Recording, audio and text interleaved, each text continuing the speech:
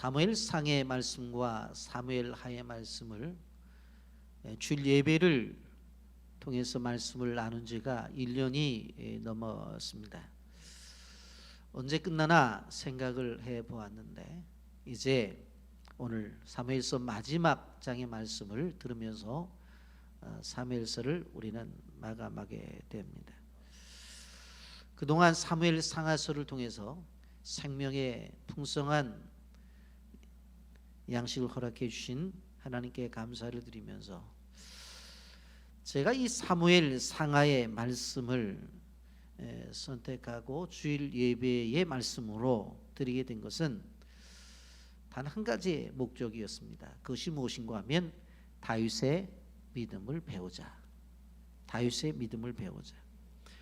여러분, 성경 속에서 중요한 인물 셋을 꼽자고 한다면 아브라함과 다윗 그리고 예수 그리스도로 우리는 생각을 하게 되었습니다.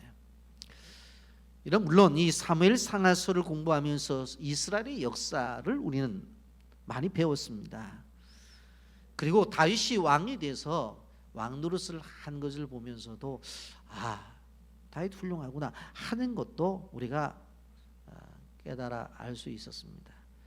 그런데 중요한 것은 무엇인가 하면 그런 어떤 것보다도 다윗과 하나님의 관계가 어떻게 지속적으로 이어져 가고 있었는가 하는 부분을 집중적으로 우리가 생각해 보면서 이 하나님과 다윗의 관계를 보면서 그것을 하나의 샘플로 우리가 바라보고 우리도 그런 관계로 좀 살아갔으면 좋겠다라고 하는 것을 우리는 본문을 그리고 성경을 통해서 우리가 배울 수가 있었습니다.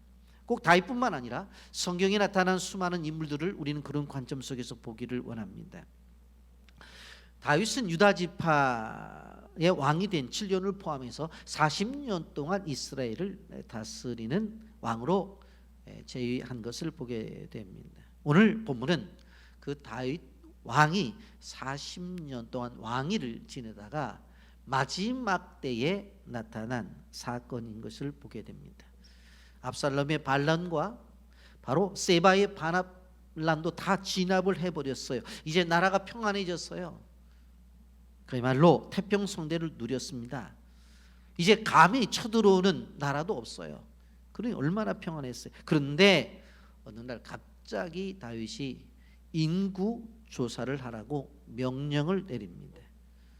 그런데 이 인구 조사를 하라는 명령 때문에 하나님이 진노하게 되었고 그 일 때문에 전염병을 보내서 바로 하루아침에 7만 명이 죽는 끔찍한 사건이 벌어지게 되어집니다. 이러한 일이 일어나게 되었을 때에 다윗이 하나님과의 관계 속에서 이 문제를 어떻게 풀어가는지 하는 부분을 오늘 우리는 말씀을 통해서 보면서 우리도 하나님과의 관계 속에서 문제가 얽혔을 때에 어떻게 문제를 풀어가는지 그 지혜를 배워서 정말 이 관계성의 회복에 대한 말씀을 듣고 우리의 삶에 큰 우리의 신앙생활에 유익이 되기를 바랍니다. 영상 보고 말씀 계속하겠습니다. 코미디언 이용식은 우리나라 최초의 개그맨 오디션이었던 MBC 코미디 탤런트 1기로 합격한 후 뽀식이라는 애칭과 함께 1980년대 최고의 전성기를 구가했습니다. 당시 웃으면 복이 와요, 일요일 밤의 대행진, 토요일은 즐거워 등 최고 인기 프로그램을 종횡무진으로 활동한 그는 동료들이 하나둘 떠난 지금도 여전히 현장을 지키고 있습니다. 70이 다 된 지금도 방송국에 가장 먼저 도착해 대본을 보고 방송국 곳곳을 누비며 현장 분위기를 띄우고 있습니다. 그런데 이용식은 과거 전성기 시절 행복하기보다는 가장 아픈 시절이었다고 토로했습니다. 유난히 아이를 좋아했지만 결혼 생활 8년이 넘도록 아이가 생기지 않았기 때문입니다. 코미디언 이용식 부부는 불임으로 오랫동안 마음고생을 했고 급기야 이혼의 위기까지 다다랐습니다. 이용식은 당시 아이들이 나오는 인기 프로그램 뽀뽀뽀에 출연해 인기를 끌었지만 집에 와서는 한 번도 방송을 보지 않았다고 했습니다. 아내가 마음 아파할까봐 서였습니다. 모태 신앙이었던 이용식은 기도했지만 아내는 불교 집안에서 자라 신앙이 없었습니다. 아이를 갖게 해달라고 이용식은 기도했고 그의 어머니는 며느리의 신앙을 위해 기도했습니다. 결국 이용식의 아내는 믿음을 갖게 되었고 이용식과 함께 새벽 기도에 나가 눈물로 회개하고 간절히 간구했습니다. 그리고 놀라운 일이 벌어졌습니다. 아내의 새벽 기도가 시작되고 2달 만에 아이를 주신 것입니다. 하나님의 선물이었습니다. 그리고 나서 이용식은 불교 신자였던 장인과 장모까지 전도했습니다. 독실한 기독교 집안으로 처음 아내를 만나 처가에 인사를 갔을 때 놀랐다고 했습니다. 방 곳곳에 불상과 부적이 놓여 있었기 때문입니다. 권사였던 어머니에게 달려가 이런 사정을 알리고 앞으로 갈등이 생기고 이혼까지 하면 어쩌냐고 했습니다. 그런데 어머니는 예상치 못한 대답을 꺼냈습니다. 용식아, 결혼해라. 사도는 내가 전도하고 아내는 너가 전도하면 되지 않겠니? 결국 기도의 사람이었던 어머니의 기도대로 이루어졌습니다. 이용식은 이후 죽음 앞에서도 기도의 능력을 체험했습니다. 이용식은 40대 중반 심근경색으로 쓰러졌고 수술을 받았습니다. 당시 수술실 앞에서 자신을 위해 기도하던 6살 딸의 기도 소리를 들었습니다. 죽음의 공포 앞에서 떨고 있는 나를 위해 딸이 수술실 앞에서 2 손을 모으고 기도하던 장면을 잊을 수가 없다며 딸의 기도로 수술을 성공적으로 마쳐 제2의 인생을 살고 있다고 고백하기도 했습니다. 이용식은 돌이켜보니 모든 것이 하나님의 은혜라고 고백했습니다. 그러면서 최근에는 기도의 중요성을 깨닫고 있다고 했습니다. 기도하는 동안 세상 시름을 잊으니 좋고 전능하신 하나님을 의지할 수 있으니 감사하고 행복할 뿐이라고 말했습니다. 오늘 본문으로 들어와서 인구조사가 하나님 앞에 범죄라고 했는데 인구조사를 한 일에 대해서 다윗이 회개하는 장면이 나오는 것을 보게 되었습니다.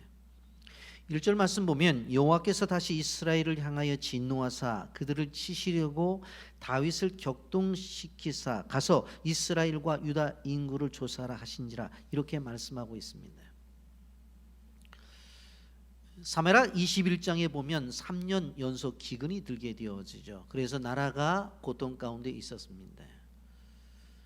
그때는 하나님이 진노하신 이유가 뭐였어요? 바로 사울이 기부한 사람들을 진멸하기 위해서 피를 흘린 일이었다고 말씀드렸어요. 그런데 이번 상황은 달라요. 바로 1절에 보니까 다윗의 인구조사였어요. 근데 1절에 보면 격동시켰다는 표현을 쓰기 때문에 잘못 오해를 하면 하나님이 다윗을 죄짓도록 만들었다라고 하는 그런 생각을 가질 수가 있어요. 그런데 그렇지 않아요. 이 말은 무슨 표현인가 하면 다윗이 죄를 짓을 때에 하나님이 가만히 계셨다는 거예요. 그냥 그 이야기를 하고 있는 거예요. 다윗이 자신의 생각을 가지고 다윗이 자신의 뜻을 주장할 때에 하나님이 막지 않고 가만히 계셨다는 거예요. 쉽게 말하자면 그래 네가 원한다고 너 원하는 대로 한번 해봐라. 그냥 한번 해봐 라고 하나님이 그대로 가만히 계셨다고 하는 것입니다. 여러분 이스라엘 나라는 부강해졌어요. 이제는 태평성대를 누려요. 다윗은 어느 한순간에 이렇게 되어진 거 뭐 공적도 있잖아 라고 생각을 했던 것 같아요. 그래서 자기를 자랑하고 싶었던 것입니다. 자기가 가지고 있는 국방력과 그리고 자기가 가지고 있는 업적을 자랑하고 싶었어요. 그래서 전국적인 인구조사를 명령한 것을 볼 수가 있습니다. 지금까지 되어진 모든 일들이 하나님의 은혜 가운데서 되어졌다는 고백보다도 자신이 가지고 있는 이 군사력, 자신의 힘을 이야기하고 싶었던 거예요. 그래서 9절에 보면 칼을 다룰 수 있는 사람들의 숫자가 나오는 것을 보게 되었습니다. 여러분, 우리는 여기서 깊게 한 가지 생각해 봐야 될 부분이 있습니다. 우리가 인생을 살아가면서 우리가 죄를 짓지 않도록 하나님이 막아주시는 은혜가 우리에게 있다고 하는 거예요. 충분히 우리의 생각과 우리의 행동 속에서 죄악된 생각을 하고 죄악된 행동을 할 수 있어요. 그런데 어느 한순간에 하나님이 우리에게 야, 너 그래도 집사잖아, 너 그래도 장로잖아, 너는 권사잖아, 너는 목사잖아, 그런 생각하면 안 되지, 그런 행동을 하면 안 되지라고 막아주시는 은혜가 있다는 거예요. 그런데 그 막아주시는 은혜가 있음에도 불구하고 어느 한순간에 그냥 네 원대로 한번 해봐, 그리고 막아주시지 않으면 어떻게 되는 거예요? 죄 짓는 거예요. 그냥 그 죄 짓는 거예요.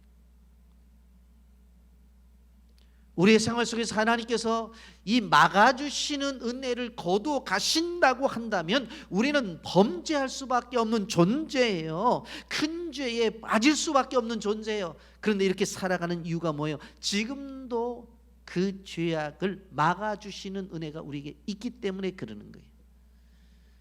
어떻게 집사가 그런 생각을 하냐? 어떻게 장로가 돼가지고 어떤 그런 모습이 보여? 그러면 안 되지 하는 막아주시는 은혜가 있다. 막아주시는. 여러분, 고린도전서 10장 12절에 이렇게 말씀하고 있습니다. 그런즉 선줄로 생각하는 자는 넘어질까 조심해라. 섰다고 생각해? 넘어질까 조심해야 돼. 교만한 마음을 품어서는 안 돼요. 하나님의 은혜가 아니고는 어느 한순간도 설 수 없는 존재가 우리라고 하는 것을 우리는 기억해야 돼요.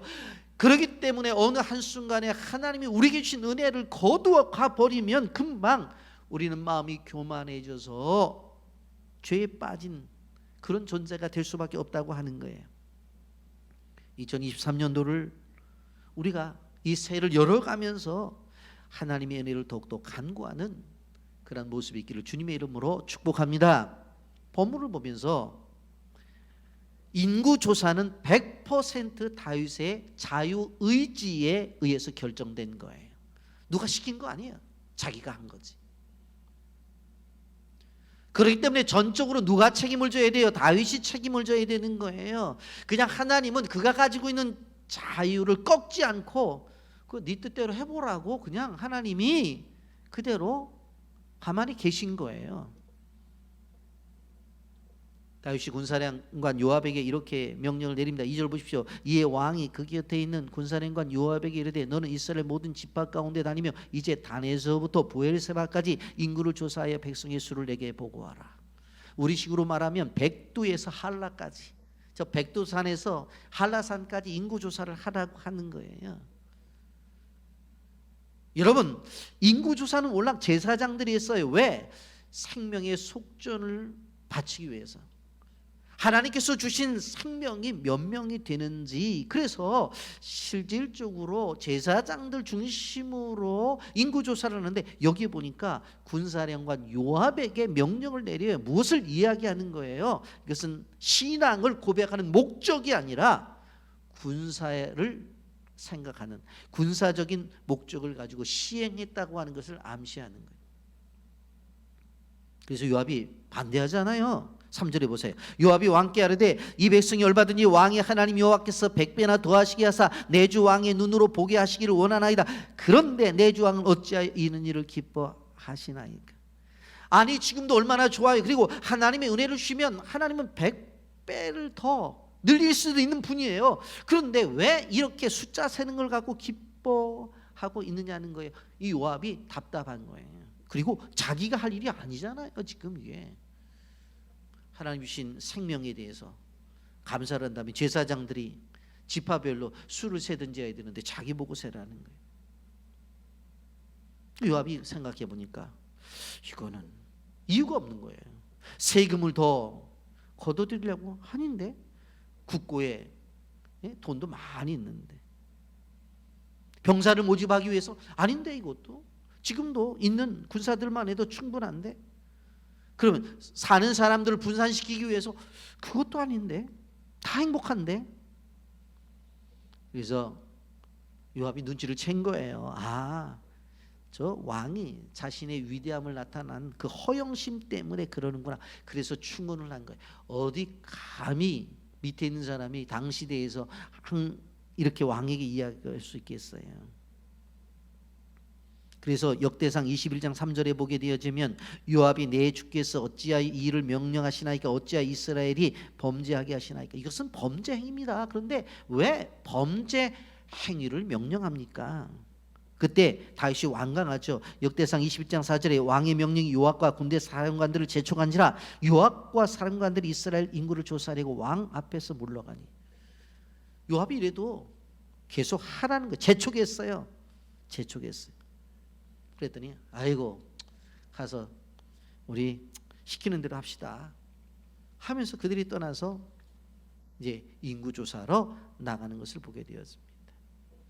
5절부터 8절까지 보면 처음에는 동쪽으로 요단 건너편 조사를 하다가 다음에는 북쪽 단으로 올라가서 그 다음 다시 동쪽으로 두로와 남쪽으로 브에세바까지 이르러 조사를 합니다.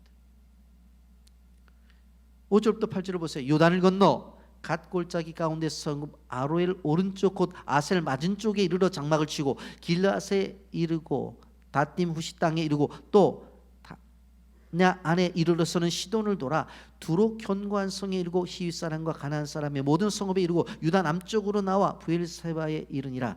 그를 무리가 국내를 두루 돌아 9달 20날 만에 예루살렘에 이르러 그랬어요. 인구 조사를 하는 기간이 얼마가 됐다고 그랬어요? 장장 9개월 20일이 걸렸다고 말하고 있는 것을 볼 수가 있습니다. 이 말은 요압과 그의 신하들이 못마땅하게 생각을 해서 그냥 시간을 끌었다는 이야기입니다. 그리고 역대상 21장 6절에 보면 레위 지파와 베냐민 지파는 숫자에도 집어넣지도 않아요. 왜? 별로 이것을 탐탁하게 생각하지 않기 때문에. 인구조사를 했어요. 결과가 9절에 보면 이렇게 나옵니다. 요압의 백성의 수와 함께 보고하니 곧 이스라엘에서 칼을 빼는 담대한 자가 80만이요 유다 사람이 50만이었더라. 더해 보니까 이스라엘에서 칼을 빼는 담대한 자가 130만이 되는 거예요. 이스라엘에서 80만, 유다에서 50만, 도합 130만. 그러니 130만 명을 거느리는 왕이란 말. 우리나라 군인을 60만 대군이라고 해도 세계의 강한 군대라고 말하는데 이 130만의 병사를 갖고 있어요. 근데 여기까지는 좋았는데 갑자기 다윗이 이 모든 행위가 하나님 앞에 잘못된 것이구나 하는 것을 깨닫게 되는 거예요. 10절 말씀 이렇게 말씀합니다. 다윗이 백성을 조사한 후에 그의 마음이 자책하고 다윗이 여호와께 아뢰되 내가 이 일을 행함으로 큰 죄를 범하였나이다. 여호와여 이제 간구하옵나니 종의 죄를 사하여 주옵소서. 내가 심히 미련하게 행하였음이다 하니라 말을 해. 자신이 군사력을 자랑하려고 숫자를 센 것이 얼마나 잘못된 것인가를 알았어. 그래서 용서해 달라고 하는 거예요. 연구조사를 할 때까지가 9개월 20일이 걸렸다고 그랬잖아요. 그러니까 죄를 시작한 다음 바로 인구조사를 시작한 다음 10개월까지 지속적으로 사람을 셌잖아요. 그러니까 죄 짓기 시작한 다음부터 몇 개월 동안 죄를 지은 거예요? 10개월 동안 끊임없이 죄를 지은 것입니다. 그러니까 깨달으니까 어떻게 해요? 여호와 이제 간구하옵나니 종이 죄를 사하여 주옵소서. 내가 심히 미련하게 행하였나이다. 하나님이 자신에게 주신 은혜를 망각하고 미련한 행위를 했다고 이렇게 말씀하고 있는 것을 볼 수가 있습니다. 잘 됐어요. 성공했어요. 이때가 중요한 거예요. 내가 드러나면 안 된다고 하는 거예요. 다윗은 자신이 드러났다는 거예요. 그래서 자신의 공적이 얼마가 되는지를 수로 알고 싶었던 거예요. 그래서 130만이 되는 이 숫자를 바라보고 내가 대단하구나 라는 생각을 가졌던 거예요. 성공일 때 주의해야 돼요. 일을 이루었을 때에 우리는 주의해야 돼요. 끊임없이 아래로 내려가야 돼요. 그리고 겸손해져야 돼요. 우린 연약하기 때문에 이렇게 넘어질 수밖에 없어요. 근데 다윗 보세요. 이런 죄를 깨달았을 때 즉시 회개하잖아요. 여러분, 신앙이 깊은 사람일수록 즉시 돌아서요. 깨닫는 순간 돌아서요. 믿음이 좋은 사람일수록 회개를 잘해요. 왜? 하나님은 회개를 너무 좋아하시기 때문에. 하나님은 10개월을 기다리신 거예요. 너 이거 잘못한 거야. 잘못한 거야. 근데 돌아오지를 않아요. 그래도 기다리시잖아요. 탈무드에 보면 자기 잘못을 인정하는 것만큼 마음을 가볍게 하는 일은 없다는 말이 나오는 것을 보게 되었어요. 여러분, 우리의 인생 속에서 왜 스트레스를 받느냐? 솔직하지 않기 때문에 스트레스를 받는 경우가 많아요. 그냥 모르면 모른다고 하면 돼요. 그런데 아는 척하니까 힘든 거예요. 아프면 아프다고 이야기를 하는 거예요. 그럴 때 자유함이 있고 그 안에 평안함이 있다고 하는 거죠. 자꾸 안 그런 척 그렇게 하다 보면 결국 거짓이 나오게 되어지고 그 일로 인해서 어떻게 되어져요? 고통이 찾아오는 거예요. 다윗은 잘못했다고 말하잖아요.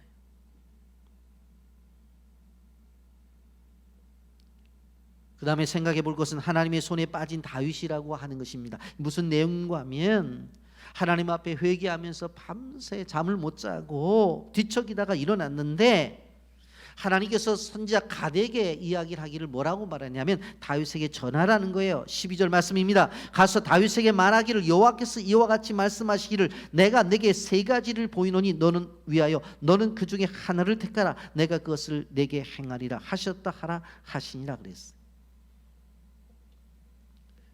징계를 내릴 텐데 세 가지 중에 하나를 선택하라는 거예요. 13절 보세요. 가시 다윗에게 이르러 아뢰어 이르기를 왕의 땅에 7년 기근이 있을 것이니 혹은 왕이 왕의 온 세계에 쫓겨 석 달 동안 그 앞에 도망갈 것이니까 혹은 왕의 땅에 사흘 동안 전염병이 있을 것이니까 왕을 생각하고 보고 나를 보내신 이에게 무엇을 대답하는지 하소서로.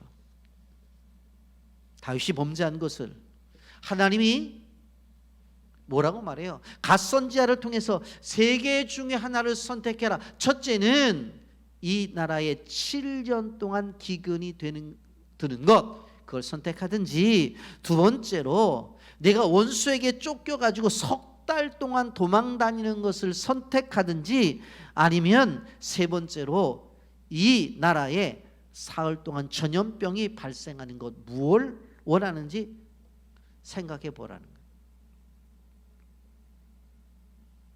여러분, 다윗이 생각했어요. 첫째, 7년 동안 기근이 든다고? 얼마 전에 한 3년 기근 들어서 나라가 힘들었는데 7년 동안 기근이 난다고 하면 백성들 다 굶어 죽게 생겼어요. 야, 이거 쉬운 거 아니지. 두 번째로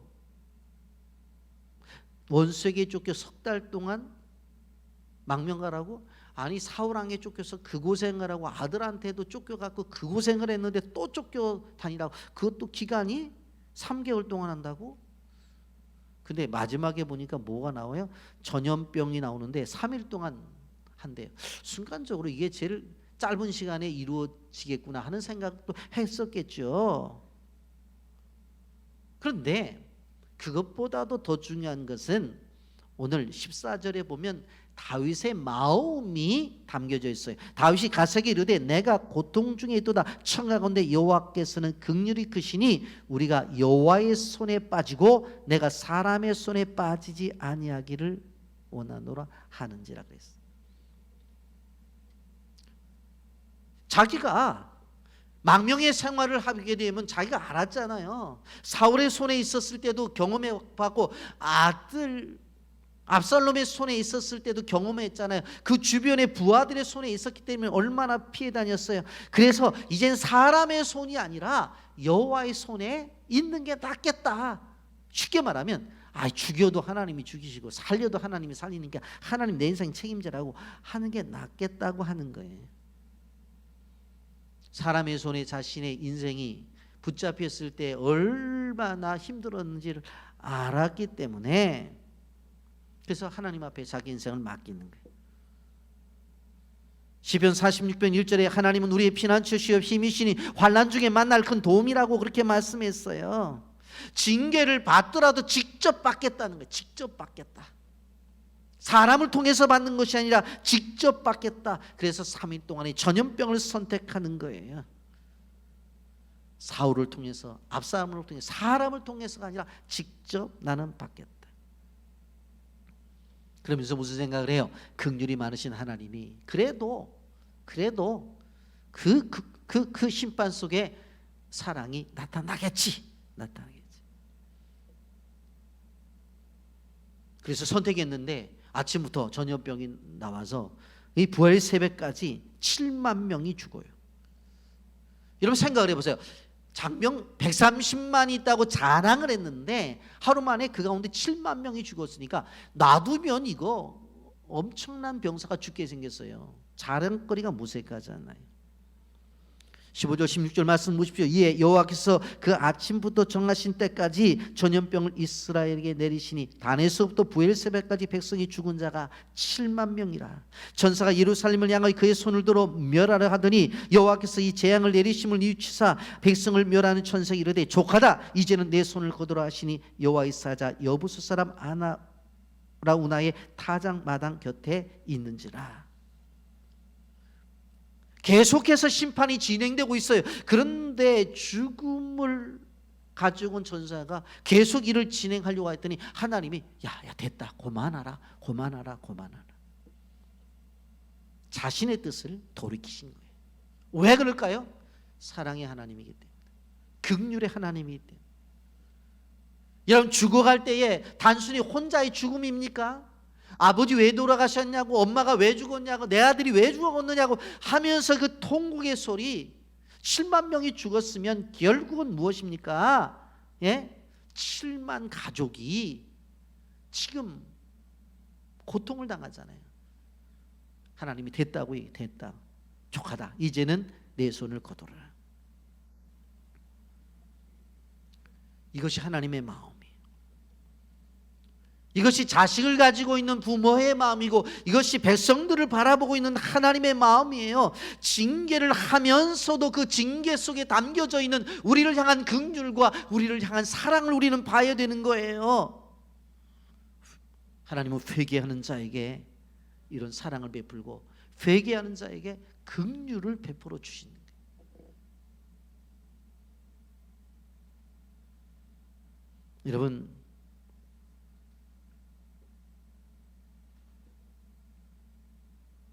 이러한 가운데 다윗은 이 모습을 어디로 끌고 나가요? 예배로 이어나가는 것을 볼 수가 있습니다. 다윗은 백성들을 치는 천사를 보고 여호와 앞에 엎드려 기도하죠. 17절 보십시오.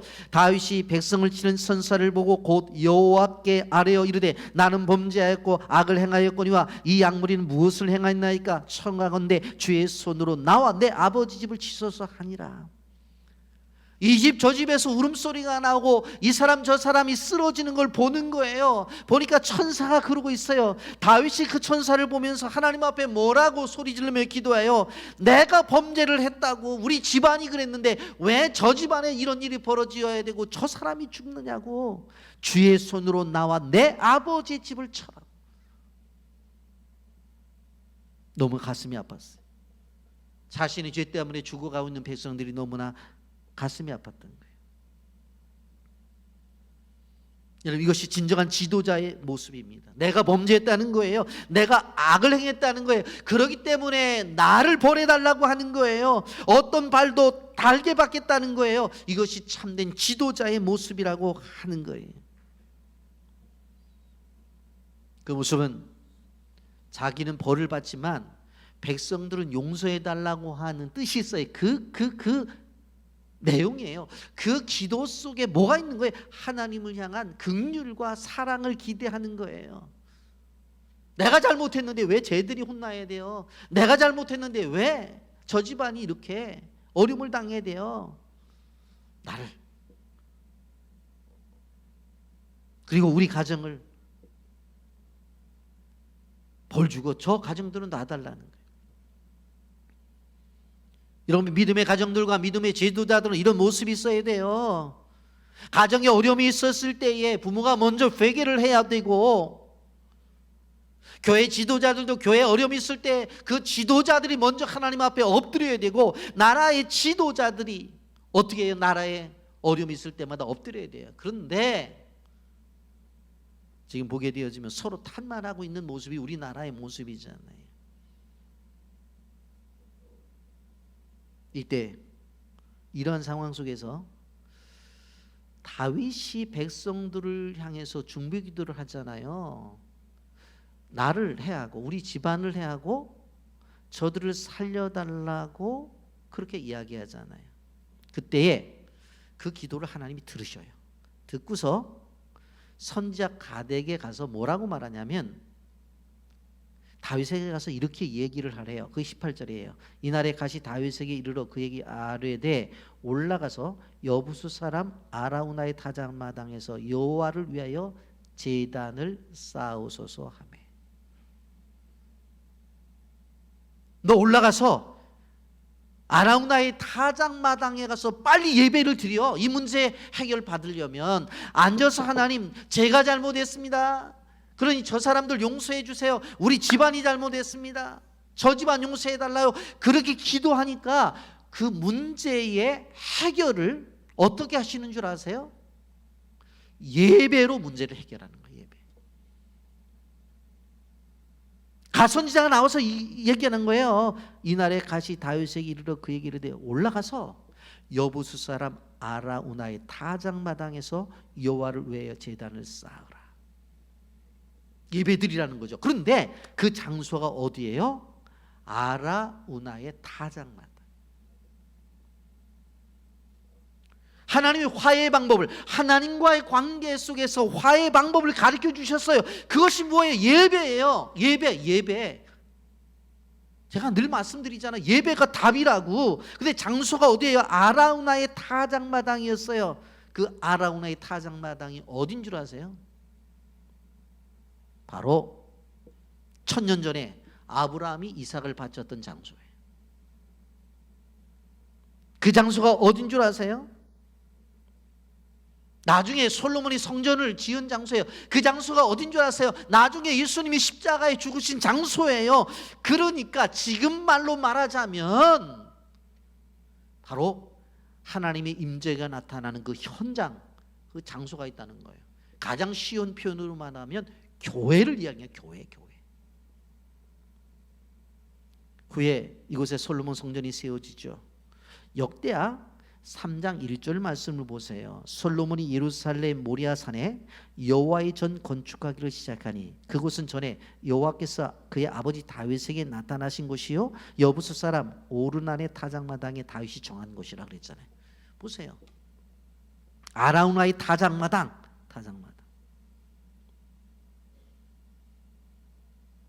백성들이 전염병에 죽어가는 것을 보고 다윗이 17절에 이렇게 기도했잖아요. 다윗이 백성이 치는 천사를 보고 곧 여호와께 아뢰어 이르되 나는 범죄하였고 악을 행하였거니와 이 악무리는 무엇을 행하였나이까 청하건대 주의 손으로 나와 내 아버지 집을 쳐라.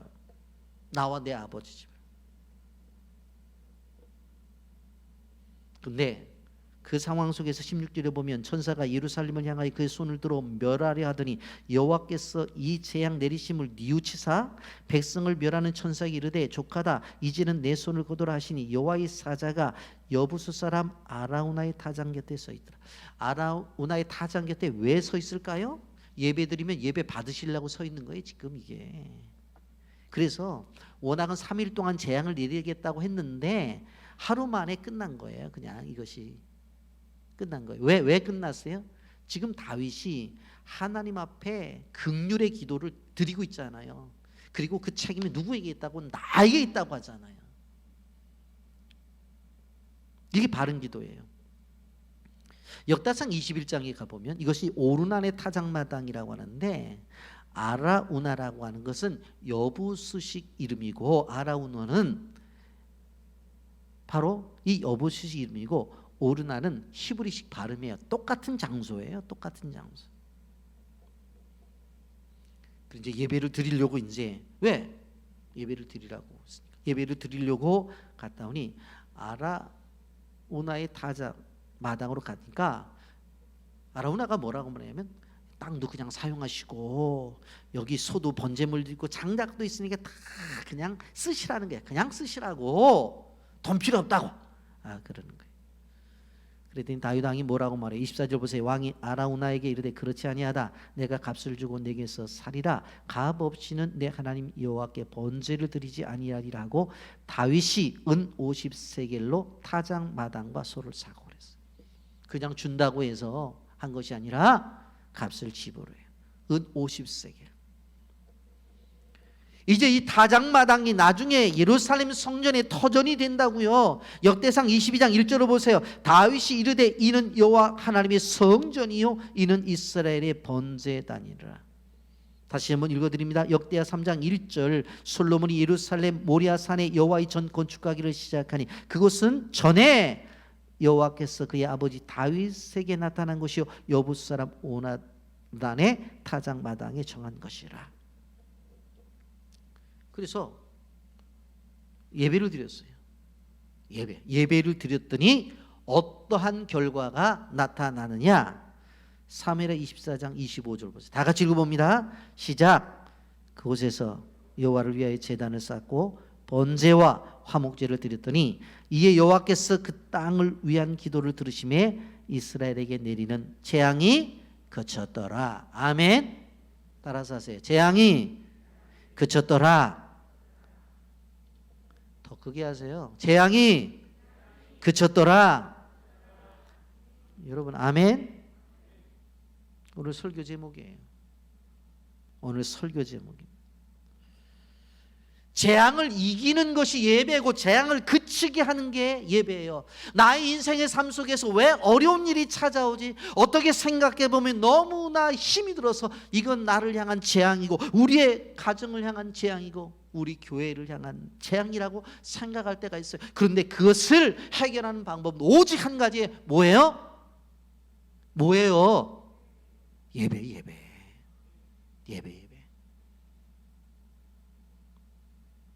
따라서 예배가 답이다. 예배가 답이에요. 끊임없이 여러분 묵상하세요. 끊임없이 생각하세요. 예배가 답이다. 이런 것에 확신을 갖고 있는 사람들은 어떻게 해요? 문제만 있으면 성경 찬송 펴놓고 예배 드리고, 때가 되면 예배 시간이지 와서 예배 드리고, 새벽이든 밤이든 예배 드리는. 여러분 요즘 예배 환경이 얼마나 좋습니까? 유튜브 들어가 보면은 우리 교회만 해도 몇천 편의 설교가 들어가 있는 거 볼 수가 있어요. 저도 깜짝 놀랐어요. 이렇게 많이 있나. 예배를 정식으로 드리고 싶으면 찬송부터 다 있어요. 다 예배 다 드릴 수 있잖아요. 다윗은 하나님의 재앙이 멈춘 그곳을 성전토로 삼는 거예요. 그것을 가치 있게 생각하고 귀하게 생각했어요. 재앙이 멈춘 이곳이 하나님의 교회가 되어져야 돼. 이것이 하나님의 집이 되어져야 돼 하고 그것에 교회를 짓는 거예요. 여러분 다윗의 신앙을 뛰어넘어서 얼마나 멋있습니까? 멋있습니까? 예전에 저도 경험을 했어요. 아니 그 집이 사업이 잘 돼서 이사 갈 만한데 이사를 안 가. 그래서 다른 사람 얘기를 들어보면 저 권사님은 아주 고집이 세서 그 집만 고집을 하는데 그 집만 좋아하는데, 근데 아무리 생각해봐도 그런 것 같지를 않아요. 그래서 조용할 때 물어봤어요. 아니 권사님 이사 가셔도 되는데 이렇게 좀 오래된 집에 왜 사세요? 그랬더니 목사님 이 집은요 제가 은혜 받은 장소예요. 다 집안이 무너졌다가 이곳에서 다시 시작해서 이만큼 이루었어요. 그래서 저는 이 집을 떠날 수가 없어요. 이 집을 떠날 수가 없어요. 저는 그게 신앙이라고 생각해요. 그게 아름다움이라고 생각해요. 제가 부목사 때지만 너무나 큰 신선함을 느꼈어요. 그렇구나. 여러분 죄송합니다만은 은혜를 받았다고 하면서 교회에 옮기는 것 너무 쉽게 생각하고, 은혜 받았다면서요. 그곳에서 몸소 평생을 헌신하겠다고 그런 분이 얼마나 많아요. 은혜 받은 곳을 너무 쉽게 생각해.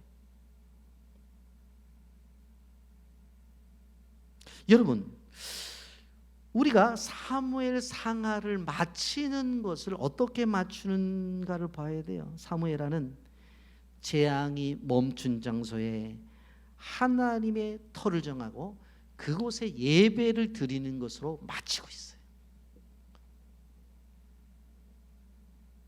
그 장소가 어떤 장소예요? 아브라함이 이삭을 바쳤던 모리아 산이고, 그것이 오늘 성경에 나타난 아리우나의 타작마당이고, 그곳에 어떻게 되어집니까? 다윗이 그곳에서 예배를 드리고 나니까 나중에 솔로몬이 그곳에 성전을 짓게 되어지고, 나중에 어떻게 되어져요? 그곳에 예수님이 십자가의 그 장소에 죽는 거예요.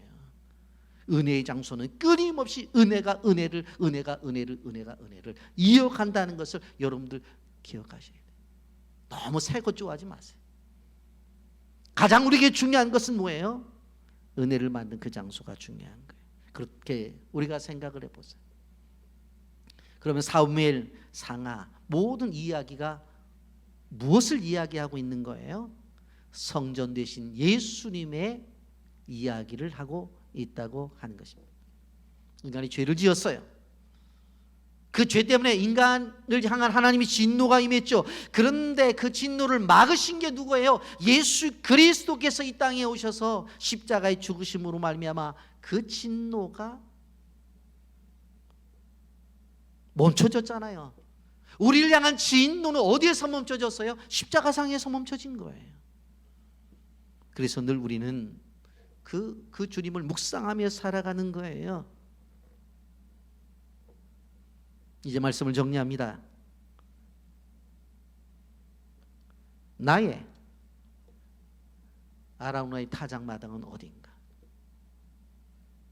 내가 죄악된 인생을 살아가게 될 때 그것이 바로 해결된 장소가 도대체 어디인가?